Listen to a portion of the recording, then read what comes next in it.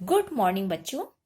आज हम लोग होम साइंस विषय का फर्स्ट चैप्टर जीवित ऊतकों की कोशिकीय संरचना के विषय में पढ़ेंगे। इस चैप्टर की हेडिंग जैसा कि आप लोग देख रहे हैं, जीवित ऊतकों की कोशिकीय संरचना।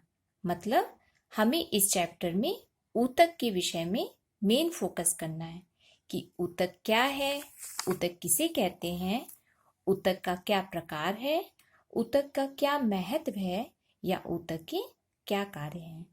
तो हम लोग स्टार्ट करेंगे। बच्चों, तुम लोग ने कभी अपने आसपास किसी मकान को बनते हुए देखा है?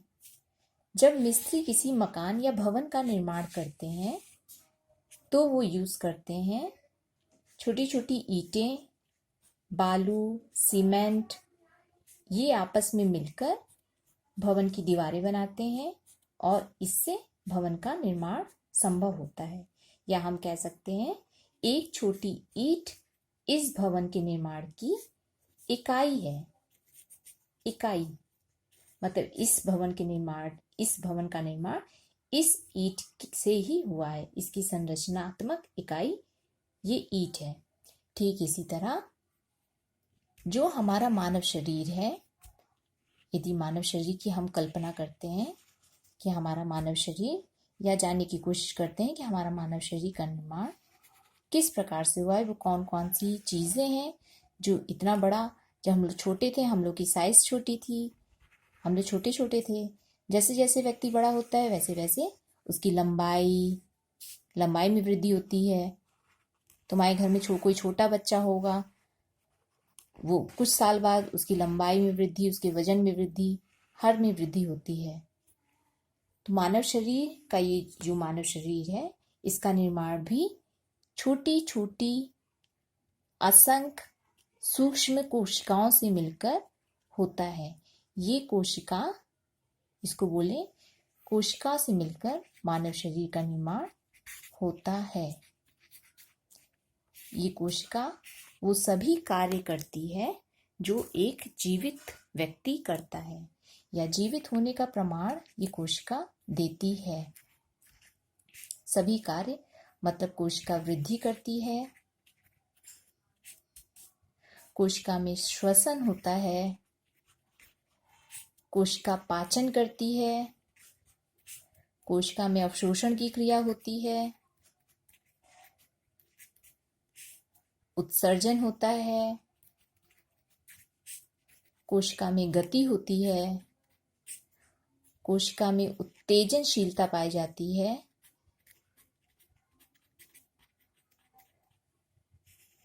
ये सभी चीजें कोशिका में पाई जाती हैं। जिससे ये स्पष्ट है कि जितने कार्य जो एक जीवित प्राणी करता है वो कोशिका स्वयं में करती है। तो हम इसको एक स्पष्ट लाइन में कह सकते हैं कि मानव शरीर की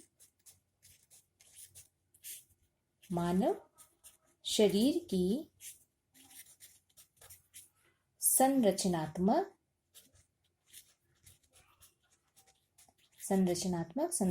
कैसे? क्योंकि इसी से मिलकर मानव शरीर निर्मित हुआ है। संरचनात्मक एवं कार्यात्मक जो मानव शरीर कार्य जितना भी करता है वो समस्त कार्य कोशिका भी करती है। कार्यात्मक इकाई कोशिका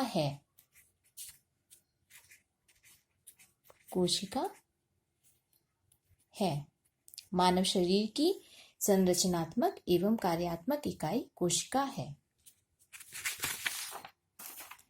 अब जब हम लोगों ने कोशिका का कॉन्सेप्ट समझ लिया कि मानव शरीर की संरचनात्मक और क्रियात्मक इकाई या कार्यात्मक इकाई कोशिका है।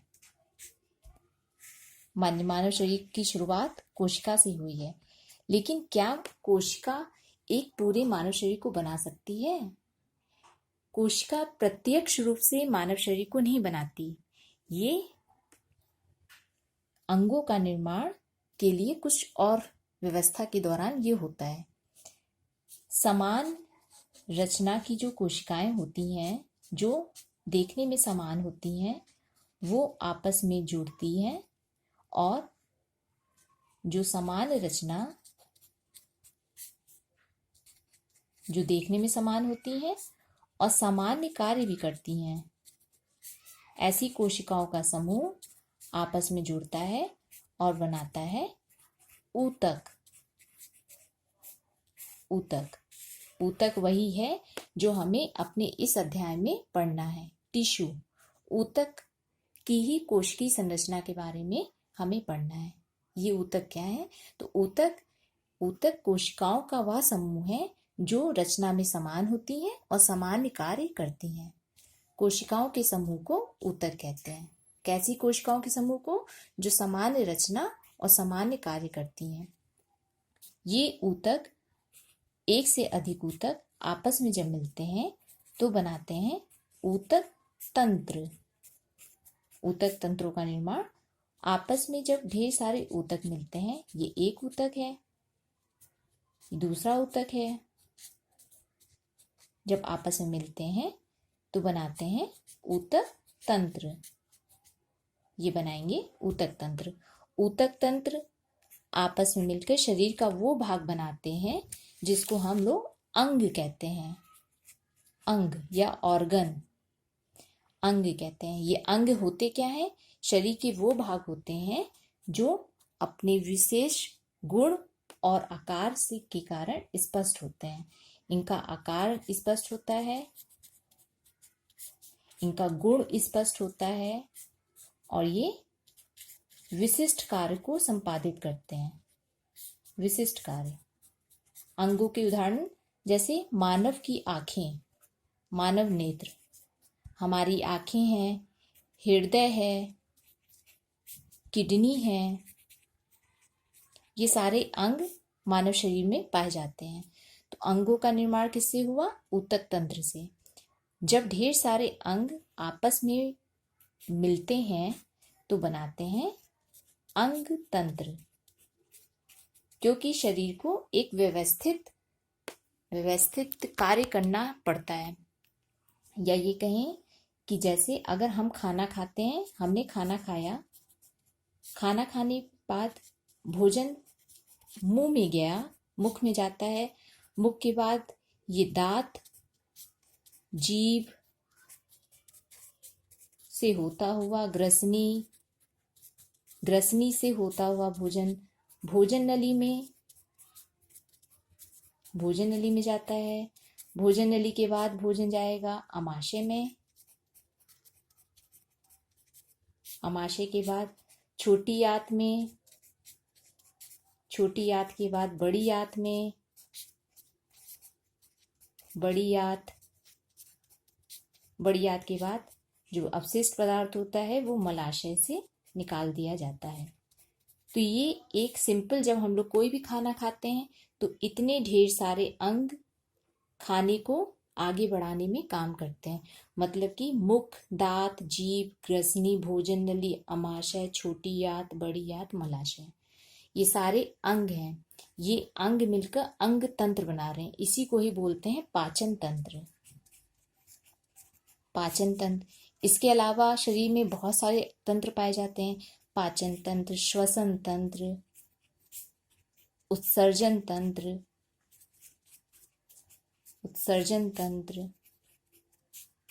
परिसंचरण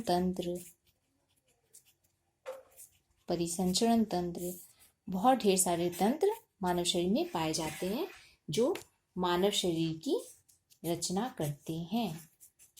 मानव शरीर की रचना करते हैं। तो हमने सीखा कि कोशिका सामान्य रचना और कार्य की दृष्टि से जो कोशिकाओं का समूह है वो बनाता है ऊतक। ऊतक जो होते हैं, ऊतक को परिभाषित हम लोग कर सकते हैं, कोशिकाओं का वह समूह जो समान रचना और कार्य करती हैं, वो ऊतक कहलाते हैं। ढेर सारे ऊतक मिलते हैं तो बनाते हैं ऊतक तंत्र। ऊतक तंत्र आगे मिलकर अंग बनाते हैं। अंग जो होते हैं अपना विशिष्ट कार्य करते हैं। अंग मिलकर अंग तंत्र बनाते हैं। शरीर में बहुत से अंग तंत्र पाए जाते हैं, जैसे पाचन तंत्र, श्वसन तंत्र, उत्सर्जन तंत्र, परिसंचरण तंत्र। ये अंग तंत्र मिलकर मानव शरीर बनाते हैं। इसके अलावा जो मेन ऊतक है उसके विषय में हम लोग एक और चीज़ पढ़ लेते हैं। ये क्योंकि हमारे इस चैप्टर में दिया हुआ है कि ऊतक क्या है। ऊतक समान रचनाओं ऐसी कोशिकाओं का समूह है जो देखने में समान होती हैं और कार्य भी समान करती हैं। ऊतक 4 प्रकार के हैं। ऊतक को अगर देखा जाए तो ऊतक हमारे 4 प्रकार के होते हैं। सबसे पहला होता है उपकला ऊतक। उपकला ऊतक। दूसरा ऊतक होता है संयोजी ऊतक। संयोजी ऊतक। तीसरा ऊतक है पेशी ऊतक। पेशी ऊतक। चौथा है हमारा तंत्रिका ऊतक।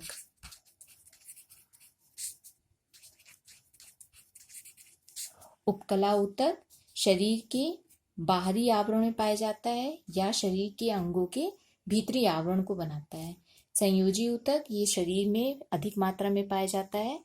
सबसे अधिक मात्रा में पाए जाने वाला ऊतक संयोजी ऊतक ही है। जैसे कि इसका उदाहरण हम लोग कह सकते हैं, ये इसमें रक्त आता है, लसिका आता है, हमारी अस्थि आती है, हड्डियां जो आती हैं अस्थि है, इसके साथ ही उपास्थि वगैरह भी इसी संयोजी ऊतक में आते हैं। पेशी ऊतक क्या जो मेन ध्यान हम लोग को देना है पेशी ऊतक और तंत्रिका ऊतक में है। पेशी ऊतक 3 तरह के होते हैं। ये मांसपेशियों में पाए जाने वाला ऊतक है। सबसे पहला ऊतक है ऐच्छिक पेशी ऊतक। ऐच्छिक पेशी को बोलते हैं, इसका दूसरा नाम है अरेखित, इसको ऐच्छिक पेशी या रेखित पेशी ऊतक, इसी का ही नाम है रेखित पेशी ऊतक। रेखित पेशी ऊतक। और दूसरा जो इसका है अनैच्छिक पेशी ऊतक। अनैच्छिक मतलब जो अपनी इच्छा पर नहीं होता, स्वतः होता है। ऐसी जगह जहाँ गति होती है वहां पर ये पाया जाता है। अनैच्छिक रेखी इसको पेशी ऊतक को बोलते हैं। अरेखित पेशी ऊतक। और लास्ट वन इज हमारा हृदय पेशी ऊतक। हृदय पेशी हृदय की दीवारों में पाए जाने वाला ऊतक हृदय पेशी ऊतक। इसमें मेन डायग्राम में बस ध्यान रखना है, जो हमारी रेखित पेशी ऐच्छिक पेशी या रेखित पेशी होती है उसमें ये बेलनाकार आकृति की होती है। सार्कोलेमा इसकी बाहरी आवरण होता है। इसमें केंद्रक पाए जाते हैं जगह जगह। बेलनाकार आकृति के होते हैं ये। इसमें हल्की और गहरे रंग की धारियां पाई जाती हैं, इसलिए इसको बोलते हैं रेखित पेशी ऊतक। हल्की और गहरे रंग की, ये हल्की और गहरे रंग की और ये हल्की पट्टी पाई जाती है। ये है सार्कोलेमा।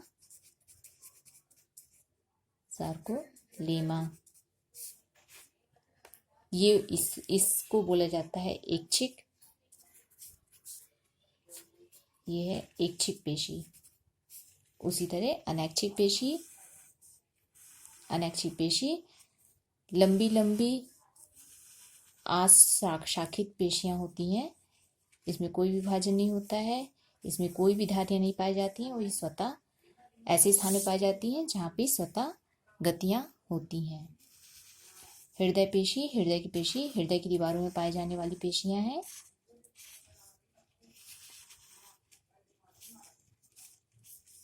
इसमें अंताविष्ट पाए जाते हैं, केंद्रक पाए जाते हैं। ये शाखित पेशियां होती हैं। ये है हृदय पेशी ऊतक। ये है अरेखित पेशी या अनैच्छिक पेशी।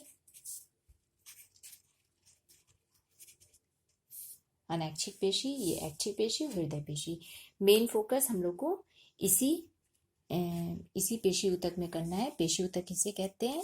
और तंत्रिका ऊतक। तंत्रिका ऊतक ऐसे ऊतक हैं जो संवेदनाओं को इधर से उधर ले जाने का काम करते हैं। इस वीडियो को आराम से आप लोग देखिएगा। इस वीडियो में पूरा फर्स्ट चैप्टर कंप्लीट मैंने बताया है। जो चीज़ नहीं समझ में आती है आप लोग दोबारा से पूछ सकते हैं।